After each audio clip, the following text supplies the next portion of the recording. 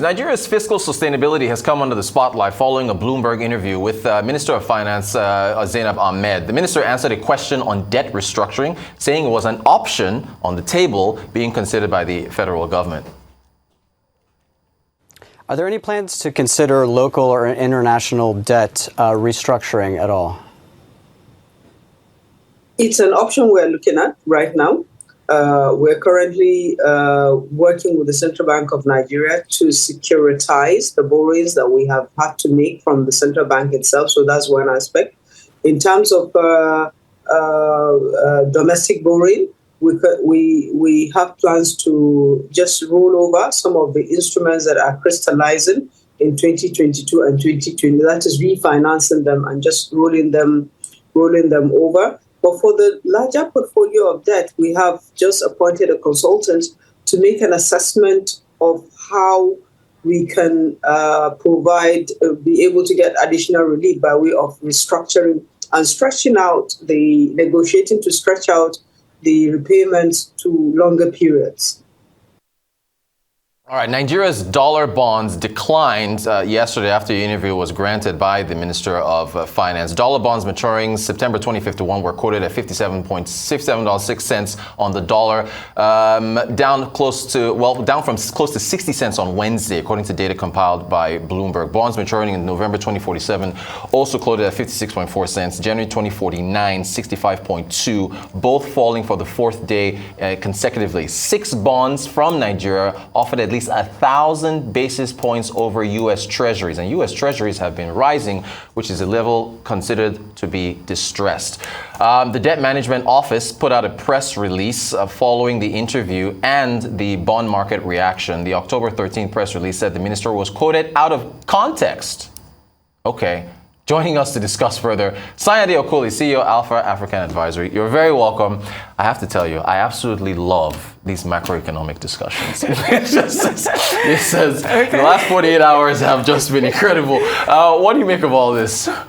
To be honest, the minister has come out to say, in response to a specific question, that it is an option that they're considering. Yeah.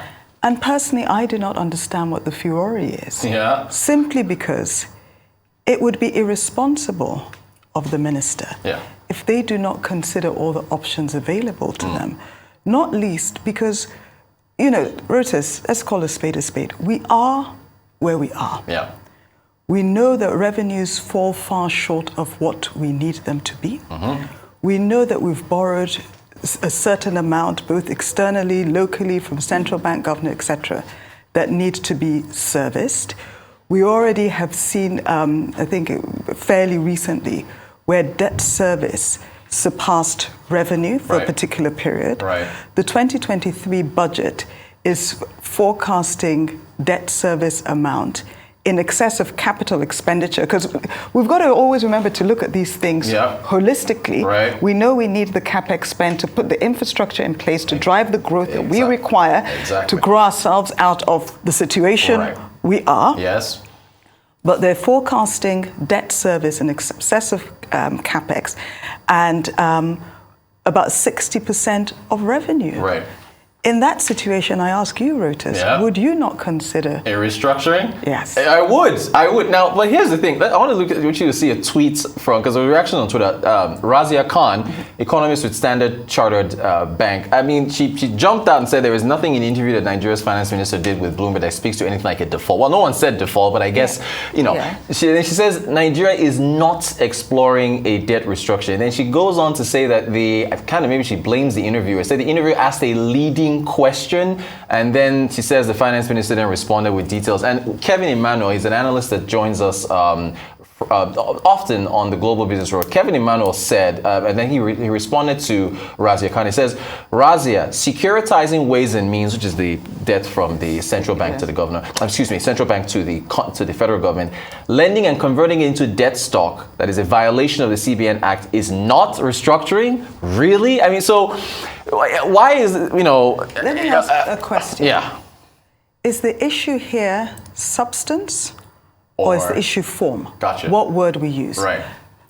The substance is that I don't want to repeat myself. Yeah. Revenue, debt service, tension. Right. Got to look at what we've got to look at. Yeah. Let's, whether we call it restructuring or not, quite frankly, I don't see that as the debate. It gets more interesting because I think about less than 24 hours later, she participated in a debate on the global economy with Kristalina Georgieva, the IMF MD, with Mark Carney, former governor of the governor of Bank of England and Canada. Let's take a listen to that. Richard Quest was the anchor of CNN. I want to turn to Nigeria and the Honourable Minister.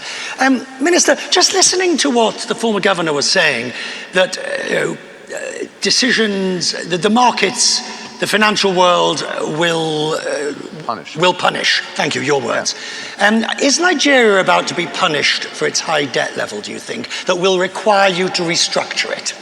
Well, we're actually feeling the pressures. The market cost is too high for us, so we cannot even explore the markets in the near future.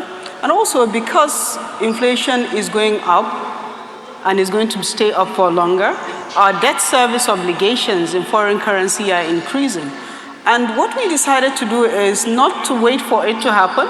We have to start looking at how do we better manage our liabilities. For example, our domestic liabilities, we've been able to shift our loans from short tenors to medium and longer term tenors. We have to do the same thing for our international borrowings as well, bilateral loans and even some of the concessional loans, that the periods should be stretched to give us more fiscal room. While we are working to increase revenue, to improve on our revenue to debt service, we still need to be able to renegotiate and stretch out our repayment obligations to provide us with fiscal. So we are not restructuring our loans, but we're looking at options of how we can stretch out, including buying back some of our bonds when the market allows us to do that. With respect, Minister, isn't that just playing with language? If you're doing all those things with existing loans,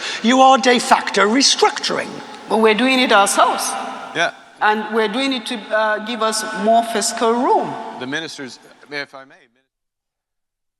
All right, for the sake of time, Mark Carney jumped in, Kristalina Georgieva jumped in, and they seem to be defending her. She seemed to be in a bit of a word salad.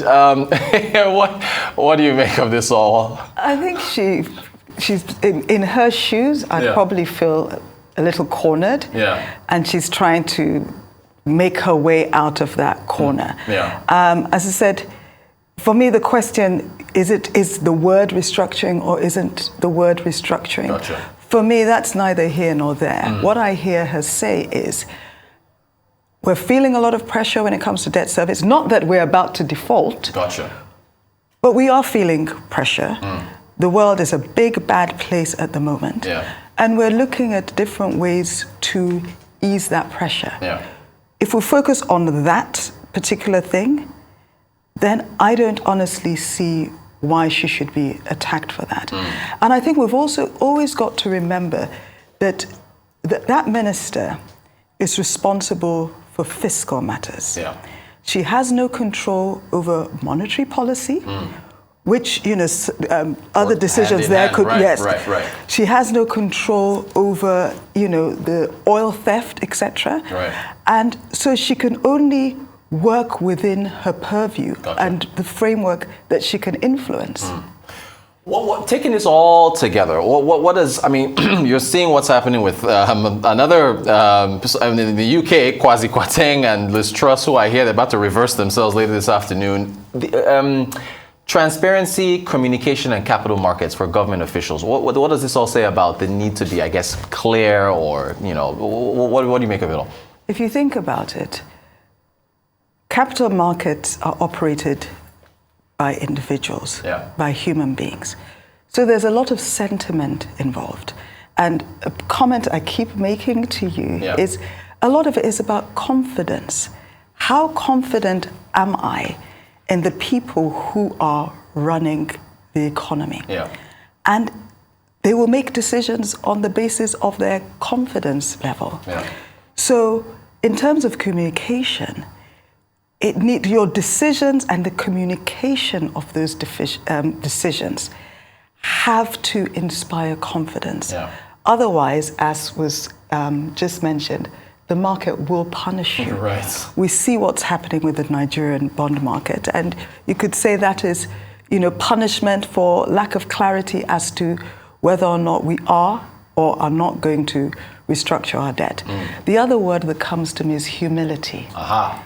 I think, unfortunately, with Truss and Kwarteng, they are,